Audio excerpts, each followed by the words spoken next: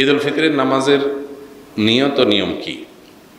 নিয়ত তো হলাম ঈদের ফিতরের নামাজ পড়তেছি, এই ইন্টেনশন যথেষ্ট যে আমি ঈদের নামাজ পড়তেছি, এটা ফজর না। ঈদের নামাজ পড়তেছি এটা নর্মাল এরশাক না। ঈদের নামাজ পড়তেছি এটা জোহর না। এই যে পার্থক্য আছে, এই নিয়ত আছে, এটুকুই যথেষ্ট আপনার। এটাই হলো নিয়ত। মূলত আলাদা মুখে নাওয়াইতুয়ান ইত্যাদি ইত্যাদি এগুলো বলার দরকার নাই। আর ঈদের নামাজের যে নিয়ম সেটা হলো ঈদের নামাজ 2 রাকাত আদায় করতে হবে এবং 2 রাকাত নামাজের পরে খুতবা দিবেন খতিব সাহেব।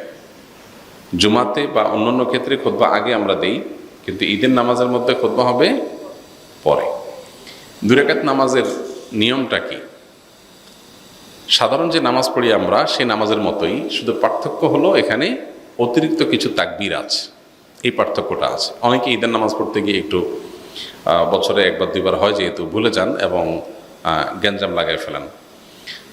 তো নিয়মটা হলো আমরা প্রথমে ইমামের সাথে তাকবীর বলে হাত বাঁধবো, বেঁধে আমরা সানা পড়বো, সুবহানাকাল্লাহুম্মা ওয়া বিহামদিকা ওয়া তাবারাকা ইসমুকা ওয়া তাআলা জাদ্দুকা ওয়া লা ইলাহা গায়রুক। অন্য সানাও আছে, আল্লাহুম্মা বাঈদ বাইনি ওয়া বাইনা খাতায়ায়া কামা বা'আদতা বাইনাল মাশরিক ওয়াল মাগরিব। সানা যেটা আছে এটা পড়বো। সানা পড়া শেষ, এরপরে অতিরিক্ত তাকবীর দিবেন ইমাম সাহেব। এই অতিরিক্ত তাকবীর আমরা কান পর্যন্ত হাত তুলব এবং হাত ছেড়ে দিব। অতিরিক্ত তাকবীর কয়টা দিব এটারই মত পার্থক্য আছে। 2 মতের সপক্ষেই বিশুদ্ধ হাদিস রয়েছে। এ সম্পর্কে বিস্তারিত জানতে চাইলে ডক্টর খন্দকার আব্দুল্লাহ জাহাঙ্গীর আলাদা বই আছে এটার উপরে, ঈদের সালাতের তাকবীর নিয়ে, সেটা দেখতে পারেন। অর্থাৎ অতিরিক্ত তাকবীরের সংখ্যা 6 তাকবীর হানাফি মাযহাব অনুযায়ী, অন্যান্য মাযহাব অনুযায়ী 12 তাকবীর। এই দুইটাই বিশুদ্ধ। তো অতিরিক্ত যে তাকবীর সানা পড়ার পর ইমাম সাহেব দিবেন, আমরা সাথে সাথে বলবো আল্লাহু আকবার, আল্লাহু আকবার, আল্লাহু আকবার। 3টা তাকবীর হয়তো প্রথম 2টাতে হাত ছেড়ে দিবেন, তৃতীয় তাকবীরের পরে হাত বেঁধে ফেলবেন। এবার ইমাম সাহেব সূরা ফাতিহা পড়বেন, অন্য সূরা মিলাবেন, রুকু করবেন, সিজদা করবেন, আবার দ্বিতীয় রাকাত শুরু করবেন। দ্বিতীয় রাকাতে তাকবীরটা হবে শেষে। ইমাম সাহেব দাঁড়ায় সূরা পড়বেন, সূরা ফাতিহা পড়বেন, সূরা মিলাবেন, এরপরে আল্লাহু আকবার, আল্লাহু আকবার, আল্লাহু আকবার, অতিরিক্ত তাকবীর দিবেন 3টা হানাফি মাযহাব অনুযায়ী, আর শেষে আরেকটা তাকবীর দিয়ে রুকুতে যাবেন। তাহলে 4টে হবে লাস্টে, 3টা অতিরিক্ত তাকবীর, একটা রুকুর তাকবীর, ব্যাস। এরপরে যথারীতি নামাজ, আত্তাহিয়াতু, দোয়া, মাসুরা, দুরূদ পড়ে আমরা সালাম ফেরাবো। এই হলো নামাজ। তাহলে শুধুমাত্র অতিরিক্ত তাকবীরগুলো প্রথম রাকাতে সানা পড়ার পরে সূরা ফাতিহার আগে, আর দ্বিতীয় রাকাতে অতিরিক্ত তাকবীরগুলো হবে রুকুতে যাওয়ার আগে, সূরা ফাতিহা সূরা মিলানোর পরে। তাকবীরগুলো মুখে বলবো, বলার সময় হাত উত্তোলন করে আবার হাত ছেড়ে দেব, বাস। এই ছাড়া আর কোনো পার্থক্য নেই। ঈদের নামাজের পরে ইমাম সাহেব খুতবা দিবেন, তখন মনোযোগের সাথে খুতবা শ্রবণ করতে হবে। অনেকে আছেন ঈদের নামাজ পড়ে খুতবা শোনা ছাড়া চলে যান, খুবই গর্হিত কাজ, খুতবা শুনতেই হবে। সো ঈদের নামাজের গুরুত্বপূর্ণ অংশ খুতবা শোনা। খুতবা শোনা ছাড়া যাওয়া জায়েজ নাই। অবশ্যই আপনাকে ঈদের নামাজের পরে খুতবা শুনে তারপরে যেতে হবে। ঈদ উল ফিতরের সুন্নাহসমূহ কি কি? ঈদ উল ফিতরের সুন্নাহসমূহের মধ্য থেকে সব কিছুর আগে যে সুন্নার নাম চলে আসে সেটা হলো তাকবীর পাঠ করা। আল্লাহু আকবার, আল্লাহু আকবার, লা ইলাহা ইল্লাল্লাহু, আল্লাহু আকবার, আল্লাহু আকবার, ওয়ালিল্লাহিল হামদ। এই তাকবীরটার পাঠ শুরু হবে কখন? ঈদের চাঁদ দেখা যাওয়ার পর। ঈদের চাঁদ দেখা যাওয়ার পর থেকে আপনি গুনগুনিয়ে আপনি এটা পড়তে থাকবেন। যত বেশি সংখ্যক বার বাসা বাড়িতে কাজ করছেন, পরিষ্কার পরিচ্ছন্ন করছেন, ঈদের প্রস্তুতি নিচ্ছেন, হেল্প করছেন একে অন্যকে, এর মধ্যেই আপনার মুখে তাকবীর চলবে। আপনি মাগরিবের নামাজের পরে এশার নামাজ পড়তে আসলেন, মাগরিব পড়তে আসলেন, তারপরে আবার বাসায় যাচ্ছেন, যেতে আসতে তাকবীর পড়বেন। মানে ঈদের চাঁদ দেখা যাওয়া থেকে নিয়ে তাকবীরটা পরিমাণে বাড়তে থাকবে। যে যত বেশি পারেন এই তাকবীরটা পড়তে থাকবেন। কতক্ষণ পর্যন্ত চলবে? ঈদের নামাজের জন্য ইমাম যখন বের হবে, মিম্বরের দিকে আসবে, মেহরাবের দিকে আসবে, তখন শেষ থাকবে। তার আগ পর্যন্ত তাকবীর চলতে থাকবে।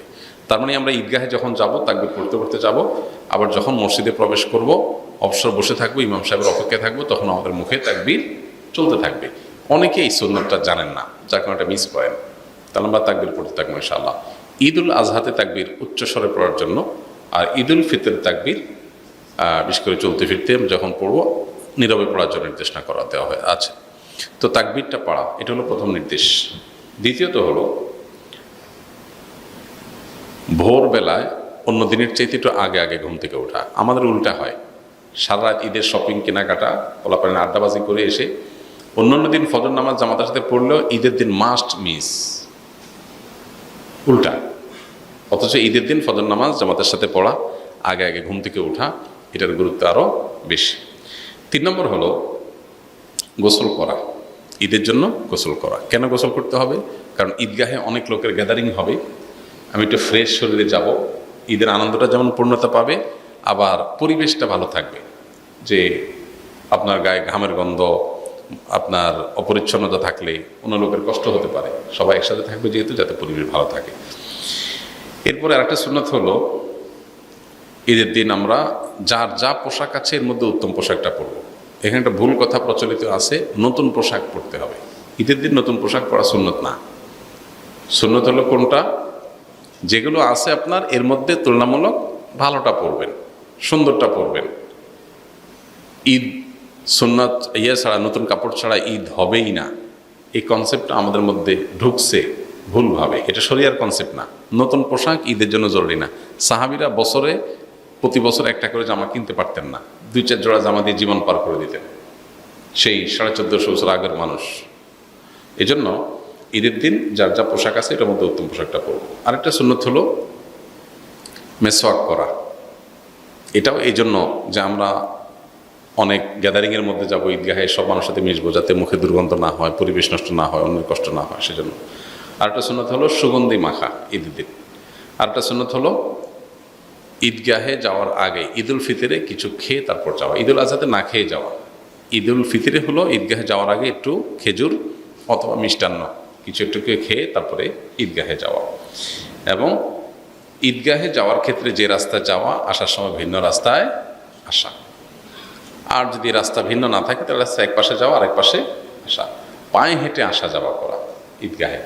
এখন যদি ঈদগাহ দূরে হয় তো গাড়িটা দূরে পার্কিং করে ওইটুকু অন্তত পায়ে হাঁটার চেষ্টা করে।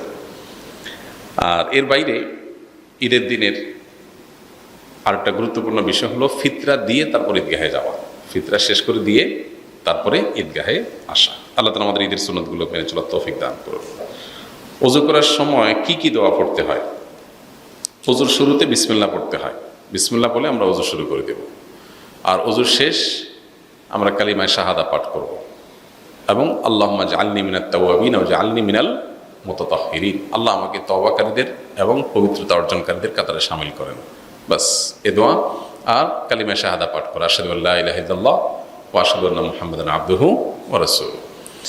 এর বাইরে প্রত্যেক অঙ্গ ধোয়ার জন্য আলাদা আলাদা বিভিন্ন দোয়া, অনেক বই পুস্তক আছে, এগুলো সবই ভিত্তিহীন, এগুলোর কোনো ভিত্তি নেই।